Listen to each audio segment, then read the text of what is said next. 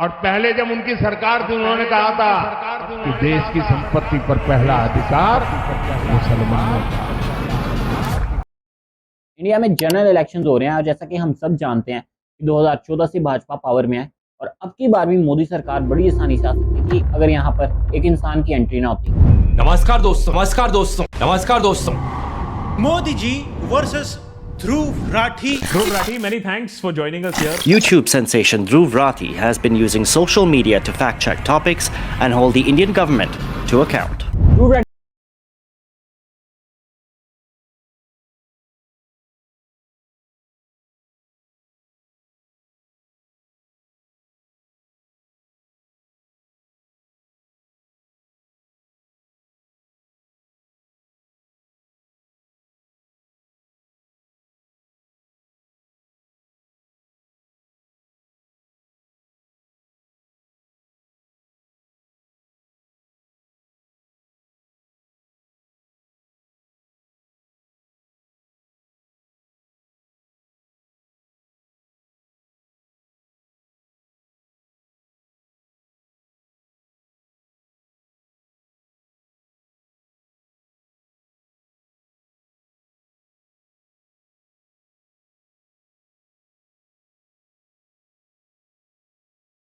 बातें बता रहा है और वीडियो स्टार्ट करने से पहले एक बात आपको बता दूं, असल में ये डिस्क्लेमर है।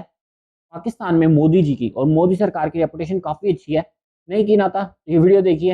हिंदुस्तान अमेरिका का स्ट्रेटेजिक एलाय है, वो रूस से सस्ता तेल खरीद रहे हैं, वो रूस से हथियार खरीद रहे हैं, तो अमेरिकन हिंदुस्तान को कुछ नहीं कहते। जिसमें इमरान खान पाकिस्तान के फॉर्मर प्राइम मिनिस्टर मोदी सरकार की और उनके फॉरेन मिनिस्टर्स की फॉरेन पॉलिसीज की तारीफ कर रहे हैं।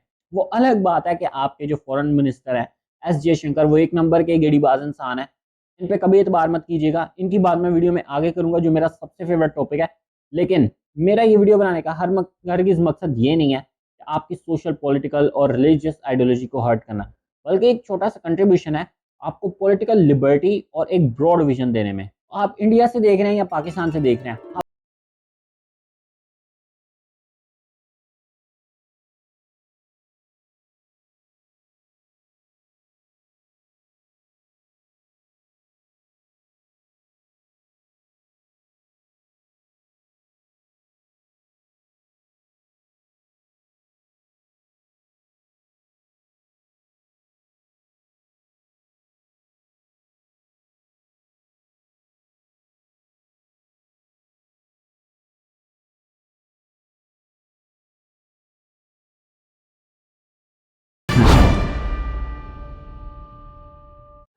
पहला पॉइंट मोदी सरकार के अचीवमेंट्स।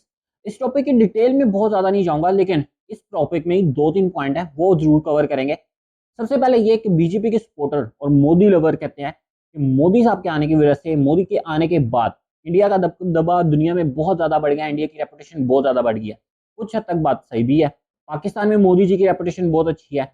दुबई, अबू धाबी और ओमान में मैं खुद देख चुका हूँ कि इंडियन की रेपुटेशन पाकिस्तानी, बांग्लादेशी, श्रीलंकन, फिलिपिनो से काफी ज्यादा बेहतर है। लेकिन मसला तब आ जाता है जब चीजों को एग्जैजुरेट करके बताया जाता है। मैंने कहा था ना, कैसी भी सिचुएशन हो मोदी जी हमें घर ले आएंगे। वॉर रुकवा दी पापा। क्या बोला तूने?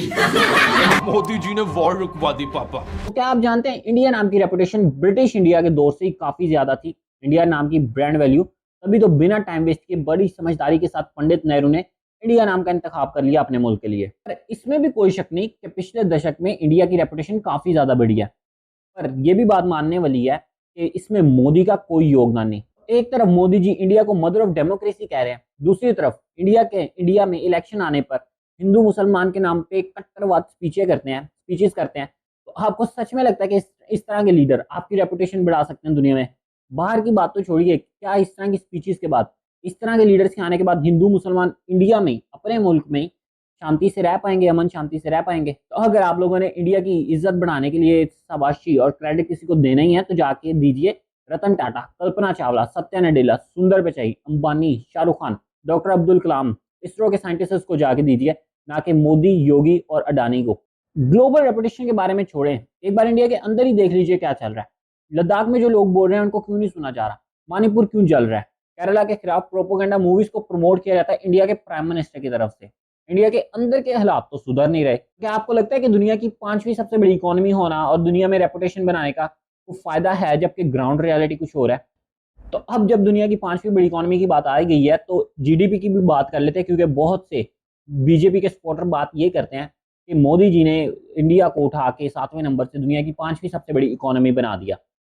चलें पहले 2014 से 2004 से 2014 के अपने जीडीपी के स्टैट्स देख लेते हैं इंडिया के, फिर बात करते हैं इस बारे में। 2004 से 2014 तक इंडियन इकोनॉमी 7-8% के ग्रोथ से हर साल कंटिन्यूसली ग्रो कर रही थी। बस सिर्फ एक ही साल ऐसा आया जब इकोनॉमी की ग्रोथ 3% पे चली गई थी, वो भी 2008 का साल था जब ग्लोबल रिसेशन की वजह से दुनिया की सारी इकोनॉमीज बर्बाद हो रही थी। तो 2007 में इंडियन इकोनॉमी थी $709 बिलियन और जीडीपी पर कैपिटा था $624। इसके बाद 2014 आते आते ये स्टैट्स पहुंच गए $2039 बिलियन इंडियन इकोनॉमी पहुंच गई और जीडीपी पर कैपिटा पहुंच गया था $1560।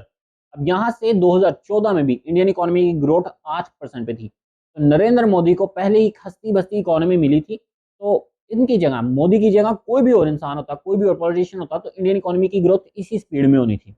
तो इंडियन इकोनॉमी की ग्रोथ में मोदी जी ने कोई बहुत बड़ा तीर अलग से नहीं मारा। मोदी सरकार की अचीवमेंट्स और इस तरह की सारी बातें किसी और वीडियो में की जा सकती हैं, लेकिन आज की वीडियो का दूसरा पॉइंट जो है कि एक डेमोक्रेसी क्या है, डिक्टेटरशिप क्या है, और क्या इंडिया डेमोक्रेसी की तरफ जा रहा है या आज भी एक हेल्थी डेमोक्रेसी है।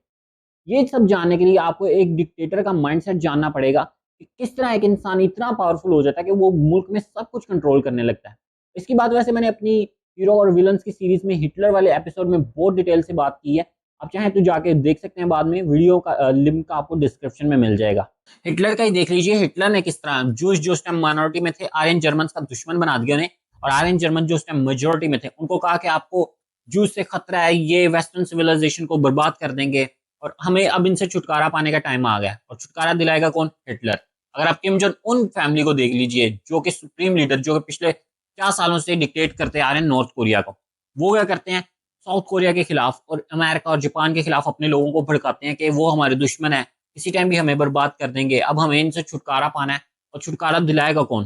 Kim Jong Un. तो क्या सेम चीजें नरेंद्र मोदी नहीं कर रहे? आजकल आपकी स्पीचेस आपको मिल ही जाएंगी हर जगह पे कि किस तरह नरेंद्र मोदी मुसलमानों को कभी घुसपैठिया कह रहे हैं, बेरूपिया कह रहे हैं, ज्यादा बच्चे पैदा करने वाले कह रहे हैं, कभी कह देते हैं कि ये लोग तो अपने कपड़ों से ही पहचाने जाएंगे। तो क्या ये सारी बातें मैच नहीं कर रही डिक्टेटरशिप के साथ?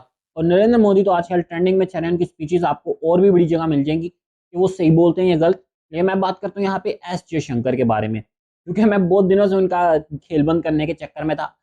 वो इंसान, उस इंसान के हिसाब से तो पाकिस्तान में हर पैदा होने वाला बच्चा, हर आंख खोलने वाला बच्चा आतंकवादी है। तो एस जयशंकर के हिसाब से पाकिस्तान में टेररिज्म डीम्ड और लेजिट है। तो इनकी बात कितनी सच्ची है वो मैं आगे आपको 1 मिनट में बता दूंगा। लेकिन अब यहाँ पे एंट्री होती है हमारे बदरू रशीद लाहौरी भाईजान की उर्फ ध्रुव राठी, और ये है इनकी जर्मन बेगम साहिबा जुलेखा भाभी उर्फ जूली। तो दोस्तों ये मैं कोई मजाक नहीं कर रहा, ये आप देख लीजिए। ध्रुव राठी आजकल ट्रेंडिंग में, जैसा कि मैंने आपको शुरू में बताया, मैं आपको बताता हूँ कि क्या वो आपको मैनिपुलेट कर रहा है कि सच्ची बातें बता रहा है। लेकिन ये बातें भी आपको पता चली होंगी किस तरह मोदी के और बीजेपी के आईटी सेल ने ध्रुव राठी को मुसलमान करार दे दिया, आईएसआई का एजेंट करार दे दिया। सिर्फ क्यों जो इंटरनेट पे इंफॉर्मेशन पड़ी थी बीजेपी के खिलाफ, बीजेपी के कारनामे पड़े थे लोगों के सामने लाने पे। अगर इन्होंने एक इंडिया में पैदा हुए अच्छे हिंदू को, जो अपनी वीडियो में रामायण की बातें करता है, रावण को जो लोग कल्ट ऑफ पर्सनैलिटी बना के लोगों के सामने लाते हैं, रावण की रियलिटी बताता है, अपनी वीडियो में पंडित नेहरू की बातें करता है, गांधी जी की बातें करता है, भगत सिंह की और सुभाष चंद्र बोस की बातें करता है। तो अगर ये उसको मुसलमान बना सकते हैं और पाकिस्तानी बना सकते हैं, तो ये पाकिस्तान में तो हर पैदा होने वाला फिर मुस्लिम बच्चा इनके हिसाब से उसामा बिन लादेन की ही औलाद है। यहाँ से ही आप हिसाब लगा रहे हैं, अगर अपने मुल्क में पैदा होने वाले, अपनी जात में पैदा होने वाले इंसान को अपने खिलाफ बोलने पे ये पाकिस्तानी और इंडियन बना सकते हैं, तो एस जयशंकर की बातें कितनी वो सच्ची होगी जो ये कहते हैं पाकिस्तानी टेररिस्ट स्टेट है। और ये बात कितनी मजे की है कि दुनिया की सबसे बड़ी डेमोक्रेसी के मिनिस्टर ऑफ फॉरेन अफेयर की बातें कितनी सच्ची हैं, ये एक आम से लड़के को बताने के लिए 1 मिनट भी नहीं लगा। लास्ट टॉपिक पे जाने से पहले मैं आपको एक और बात बता दूं, ये मत सोचिएगा कि मैं पाकिस्तानी हूं तो इंडिया के खिलाफ ही बात करूंगा, और हिंदू मुसलमान की बात हो रही है तो हिंदुओं के खिलाफ ही बात करूंगा, मुसलमानों के खिलाफ ही बात करूंगा, मुसलमानों के फेवर में बात करूंगा। तो ऐसा बिल्कुल नहीं है, क्योंकि एक बड़ी अच्छी चीज़ है कि पाकिस्तान में कोई भी पॉलिटिशियन मजहब के नाम पे वोट नहीं मांगता और इंडिया को दुश्मन बना के वोट नहीं मांगता। आज तक मैं तो नहीं सुन रहा। और ये मैं एज ए पाकिस्तान में क्रिश्चियन पैदा होने में, एज ए पाकिस्तानी माइनॉरिटीज़ में रहते हुए बात कर रहा हूँ। ऐसा नहीं कि मैं मुस्लिम हूँ तो इंडिया से नफरत करता हूँ, बल्कि यहाँ पे तो इंडिया से 95% कोई भी नफरत नहीं करता। अगर कोई मिसकंसेप्शन है भी तो लोगों के क्लियर होते जा रहे हैं। तो इसको एक लिबरल, पॉलिटिकली लिबरल होके देखिएगा वीडियो पूरी की पूरी। अब जब से ध्रुव राठी की ये वीडियो आई है द डिक्टेटर, और उसके बाद से क्या एक से एक वीडियो लेके आ रहे हैं वो अपने चैनल पे, बहुत से लोग दो बातें कह रहे हैं। सबसे पहले तो लोग कह रहे हैं कि या तो ध्रुव राठी आम आदमी पार्टी या कांग्रेस से पैसे खाता है और इसलिए बीजेपी के खिलाफ सिर्फ बोलता है, या दूसरी बात ये कह रहे हैं कि अगर इंडिया सच में डिक्टेटरशिप होता है, मोदी एक डिक्टेटर होता तो ध्रुव राठी इस तरह मोदी को क्रिटिसाइज ना कर पाता। चलिए दोनों पॉइंट कवर करता हूँ एक एक करके। सबसे पहला कि ध्रुव राठी आम आदमी पार्टी या कांग्रेस से पैसे खाता है। अब ये वीडियो देख लीजिए, पहले वीडियो। मैं सही बताऊं, अगर कोई पार्टी मुझे पैसे दे रही होती, अगर मुझे सही में पार्टी से पैसे लेने होते तो मैं बीजेपी के पास जाता सबसे पहले। सबसे ज्यादा पैसे उन्हीं के पास है, मुझे अवार्ड भी मिलता, मेरी स्टेज पर तारीफ भी होती, मेरे लिए तो बहुत ही आसान ऑप्शन है वो कर। तो जिस पार्टी के पास सबसे ज्यादा पैसा है, जो पार्टी पहले ही इंडिया का पूरा मेन स्ट्रीम मीडिया खरीद चुकी है, बड़े बड़े एक्ट्रेसेस के साथ कैंपेन करती है, एक्टर्स के साथ कैंपेन करती है, तो क्या वो एक यूट्यूबर को नहीं खरीद सकते? उसका मुंह मांगा पैसा उसको दे के अपने फेवर में कुछ बुलवा नहीं सकते? तो ये तो बड़ा क्लियर कट पॉइंट है कि फिलहाल तो ध्रुव राठी किसी से पैसे नहीं खा रहा और किसी की फेवर नहीं कर रहा। एक पॉइंट ऑफ व्यू अपना आपको दे रहा है जो कि सच है। और दूसरा पॉइंट जो लोग कहते हैं कि इंडिया अगर डेमोक्रेसी ना होता और डिक्टेटरशिप होता तो ध्रुव राठी इस तरह बोल ना पाता। तो मैं उन लोगों से यही कहना चाहूंगा कि किस चीज़ का इंतजार करें आप लोग कि इंडिया एक डिक्टेटरशिप बन जाए और बनने के बाद आप ध्रुव राठी से जाके पूछिए, जी भाई अब बोल के दिखाओ। पहले तो आप बड़ा कहते थे कि मोदी डिक्टेटर है और डिक्टेटरशिप है, अब बोल के दिखाओ। और ये बात जिन लोगों को लगता है कि ध्रुव राठी सिर्फ बीजेपी के खिलाफ ही बोलता है, कांग्रेस के खिलाफ तो नहीं बोलता, आम आदमी के पार्टी के खिलाफ तो नहीं बोलता, तो यहाँ पर एक मैं बात आपको बताना चाहूंगा कि मान लीजिए आज से 100 साल पहले, 120-50 साल पहले एक XYZ नाम का इंसान है जो लोगों को जाके कहता है कि हमें गोरों की गुलामी से अब आज़ादी पानी चाहिए, गोरों से छुटकारा पाना चाहिए, और वो गोरों के उल्टे सीधे काम बताना शुरू कर देता है लोगों को।